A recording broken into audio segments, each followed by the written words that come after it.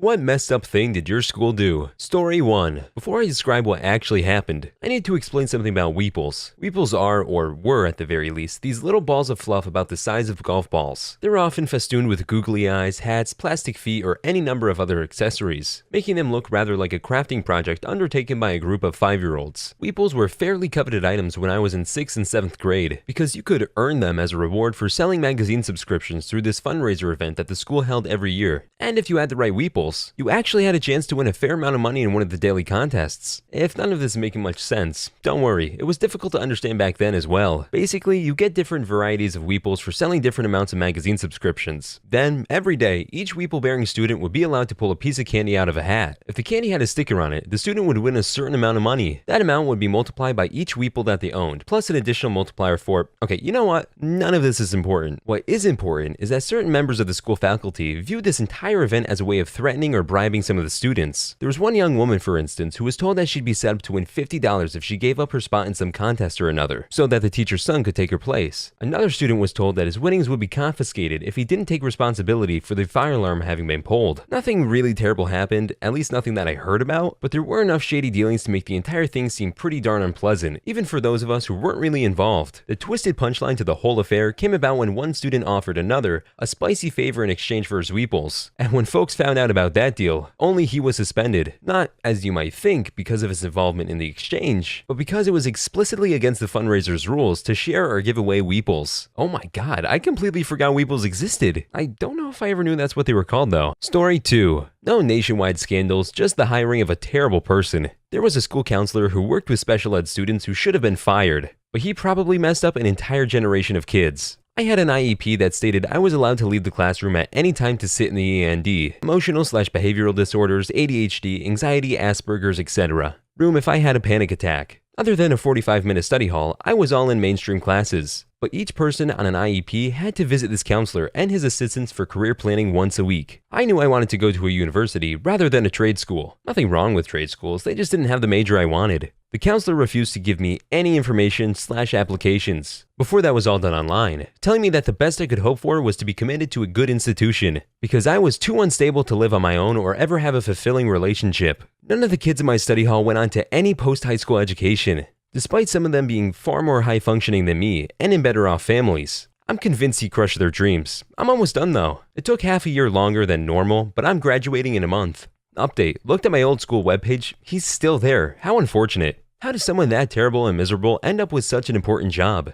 And with children no less. And the fact that he's still employed there? Yikes. Story 3. Well, I get to school one day and I'm called to the dean's office. Apparently, my boyfriend has been selling drugs on school property. They have several witnesses but no evidence, but I do believe it was definitely possible. So, obviously, I am 100% without a doubt selling them as well. They suspended me despite my ignorance to the whole thing. They called my mother and told her that if he's doing it, I'm definitely selling and using too, and suggested having me tested. So, life at home was awesome thanks to that. They also kicked me out of art class when they suspected I was guilty of vandalizing the studio along with other people's artwork. They told everyone I did it. I was proven innocent. They found the hundreds of dollars worth of stolen supplies used in the crime in some other butthole's locker, but they never cleared my name. All my artwork was ruined by other students the rest of the year, and no one was punished for that. Aside from all that, they ignored me being bullied constantly, and the bullying wasn't always as bad as how badly I was treated by the administration. Those were easily the worst 4 years of my life. Story 4. God, where to begin with the fundamentalist Christian schools? Spicy Ed for the Girls was a 1-hour session about how premarital spicy time is a sin and that your husband will teach you everything you need to know about spicy time.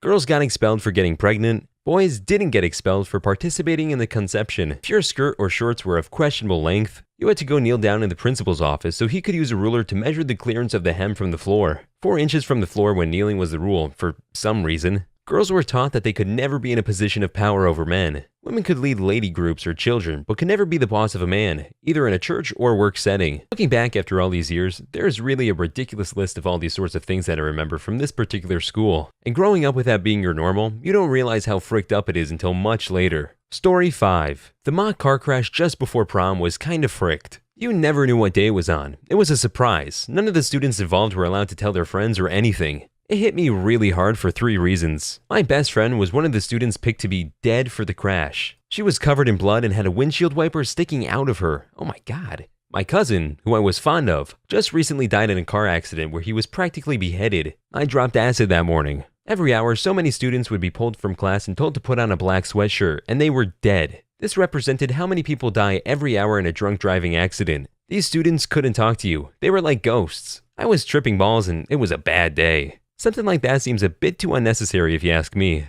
especially for someone tripping, Lamau.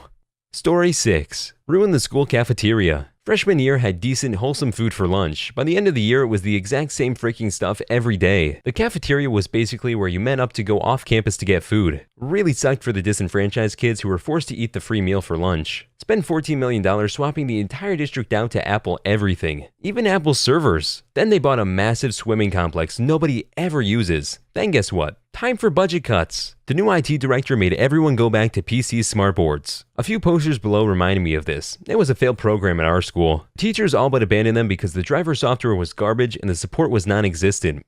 Turns out a whiteboard is all you need. Story 7. During the national AP exams, there was a really big case where this girl cheated on one of the exams. She literally wrote notes on her arm and covered it with her sleeves. Probably one of the most idiotic things I've ever heard. And what's more surprising is that she's the president of numerous academic/community service organizations. Girls like that should be smarter. Anyway, the whole school was at risk of getting all the students' AP scores canceled and potentially be the joke of all the school districts. So the board members of the school paid some hush money to the right people so news wouldn't go past the school gates. The girl got away with a slap on the wrists, everyone's scores were safe, and the college board never heard of the news. Talk about extremely shady. Story 8. During my senior year in high school, our soccer team played against an out-of-town school with mostly Hispanic players. At the end of the game when we won, students from my high school started throwing homemade green cards into the field and cursing the other team's players. After investigating the incident, we found out that the guys who made the cards were in the same class together, and the teacher was fully aware of them making the cards in her classroom. Because of it, the kids were suspended and the teacher was fired. Even though it wasn't technically my high school itself that caused the riot, the event still made national news as the green card incident. So occasionally when people ask which high school I went to, I frequently get, "Oh yeah, you went to the racist high school with the green card incident." That is so messed up. But happy to hear of a teacher getting fired for doing something wrong, finally. Story 9. On every Tuesday, all the students went to the auditorium for an hour or so. There we had assemblies and general discussions, nothing out of the ordinary.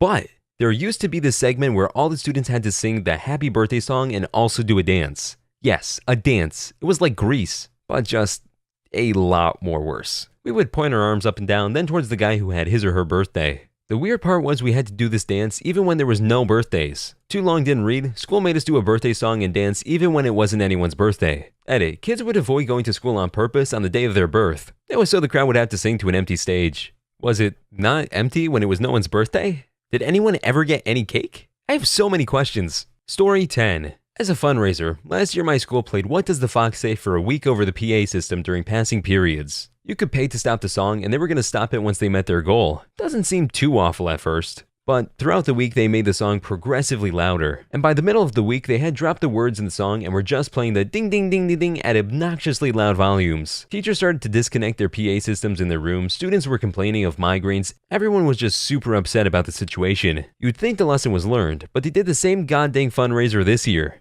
Story 11. Not really cared about here, but I thought it was fricked. Girl unalived herself. Not very attractive, not popular. Bullied and couldn't take it anymore. Got a small plaque put in the hallway with some song lyrics. Boy accidentally unalived himself. Attractive, popular, a bit of a jerk. Cousin had a loaded shotgun in the back of his truck. The kid hit it, got shot in the head. A kind of large plaque put up in the same hallway. Bio from his obit and song lyrics. Let his locker door be written on and let people write inside it. This boy made a stupid mistake sitting with a freaking loaded gun next to him. Gets a bunch of praise and remembrance. The girl couldn't take the bullying and unalived herself. She was barely remembered besides as a name on the wall. Story 12. In high school, I had an extremely deceptive butthole of a boyfriend. I still can't tell you what kind of person he was because everything he ever said was a lie. But I wasn't aware of that at the time, and I was so happy to find someone so similar to me. Another thing to know, I was not into drugs and didn't really hang out with those that did. Not that I had an issue with it, but my mother and her boyfriend kept me under constant surveillance and would have made my life a living hell if I did it or my friends did. Story 13. When I was in elementary school, they didn't have ISS, in-school suspension, but I was so misbehaved they couldn't keep me in the classroom. So they cleaned out a janitor closet and put a desk in it and locked me in. Every 30 minutes, a different teacher would come check on me, then lock the door again. At the time, I didn't realize how bad this was. But what if there was a fire? What if I had to use the bathroom and no teacher was around? Stuff's fricked up. Man, I kinda wish there was more to this. Would have loved to hear if any teachers got in trouble, or if they started using it for other kids. Story 14. This wasn't my school, but my school's main rival, I guess that's what you would call it, tried to ban the color red, like flat out no red. Shirts, button, hair, I kid you not, if your hair was a little too red, even if I was naturally trying to punish you, they didn't ban the color blue, so I'm pretty sure the school was run by the Crips. Oh yeah, definitely ran by the Crips. Story 15. In my senior year of high school, I was suspended for 3 days for tweeting about how I didn't like a teacher's method of teaching. The teacher just so happened to find that tweet on the internet one day, so the school took action and made an example out of me. The teacher was a brand new teacher and was a psychopath. She stalked all of the students on social media. Story 16. Junior high. Students were locked into the lunch area during lunch period to prevent students roaming the halls. I didn't realize how dangerous it was, example in case of fire, until one day, some kid poured superglue in one of the locks as a prank and everyone started to get claustrophobic and freak out. Story 17. I attended a conservative Catholic high school during 10th grade. I had a compulsory class about marriage which had a book called 147 Questions About Marriage. It was basically a manual to become a submissive breeder wife. It was an all-girls academy, so they were teaching us about how to become a wife, even though we barely knew other boys. Story 18. They took the doors off the bathroom stalls. They thought we were gonna do drugs if we had privacy, so, poop in front of everyone. That's fun. Also, this was only in the boys' room. If I remember correctly, the girls said all their stalls had doors. Hope you guys enjoyed the video. Please like and subscribe for more videos to come, or else this spider will be in your bed tonight.